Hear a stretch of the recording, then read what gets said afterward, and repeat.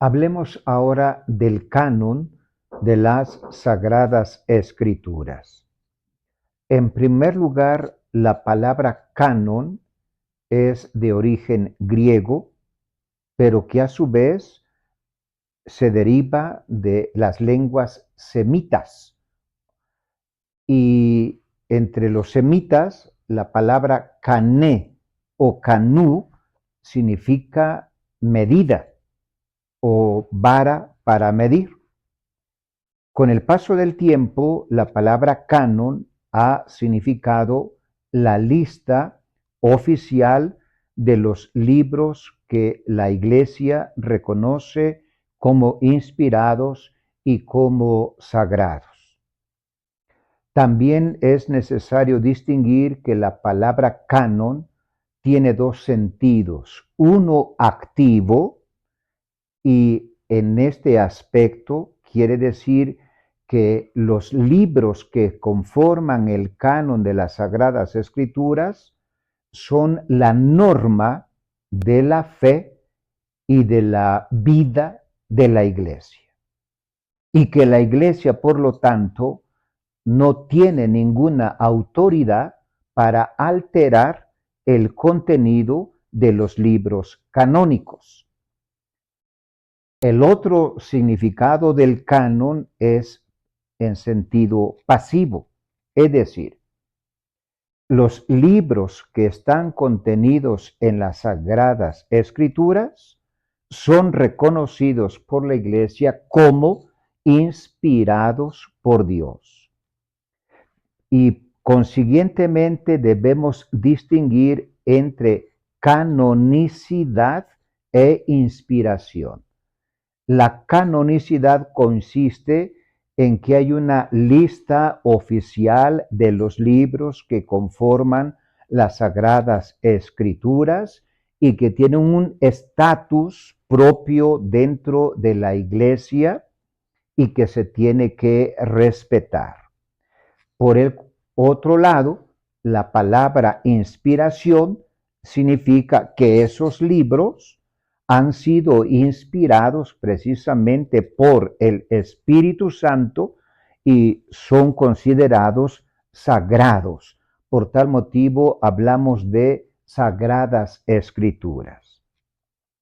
Ahora bien, la Sagrada Escritura que la Iglesia Católica tiene está conformada por 73 libros canónicos, 46 del Antiguo Testamento y 27 del Nuevo Testamento. Aquí es oportuno hacer una aclaración o puntualización, porque nuestros hermanos judíos en su Biblia tienen 39 libros.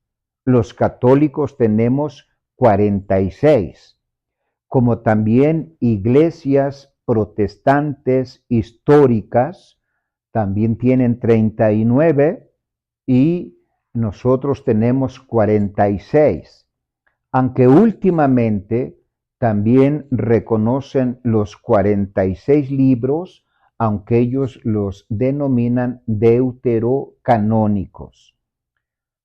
Así pues, ¿por qué motivo la Iglesia Católica reconoce 46 libros, mientras que nuestros hermanos judíos reconocen solo 39? Aquí viene un dato de tipo histórico que es oportuno conocer. Resulta que en el siglo III antes de Cristo, en la ciudad de Alejandría en Egipto, los miembros del pueblo judío ya habían olvidado la lengua hebrea y conocían solamente la lengua griega. Por tal motivo fue necesario y conveniente para estos hermanos judíos de Alejandría que se hiciera una traducción, la primera, la más antigua, traducción que brota del texto hebreo al texto griego Y a esta traducción se le conoce en el ámbito bíblico la traducción de los 70. Y a partir del siglo III antes de Cristo, siglo II, siglo I, entre los judíos de la diáspora, es decir, aquellos que vivían fuera del territorio palestino, se servían de la Biblia de los 70, es decir, que está en griego. Los primeros cristianos también se sirvieron de esa misma traducción, de tal manera que, por ejemplo, es necesario que conozcan que el Nuevo Testamento contiene alrededor de 350 citas provenientes del Antiguo Testamento. Y de esas 350 citas, 300 están tomadas de la Biblia de los 70, de la Biblia griega. Y solo alrededor de 50 citas están tomadas del texto hebreo o posiblemente también arameo.